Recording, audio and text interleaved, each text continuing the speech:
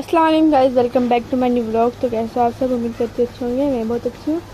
तो गाइज़ अब आज मेरी बड़ी वाली आपी आई थी, जिनकी शादी हुई है। तो गाइज़ देख सकते हो ये है उनकी लड़की। हमें बड़ा मज़ा आया था। तो ये यहाँ पे हम खेल रहे थे माहिन के साथ, और यहाँ पे फिर हमने नाश्ता करवाया था। तो गाइज़ हमारे जिशान भाई बर्गर चाउमीन भी लेके आए थे, तो हमने वो भी रख दिए थे। तो देखो गाइज़ कैसे हंसी है। हम कहते से डांस करके दिखाओ, बाहर लेके जाएंगे तो फिर डांस करके दिखाती है। तो देख सकते हो गाइज आप, माहिन। तो गाइज हम इसके साथ बड़े मज़े से खेल रहे थे।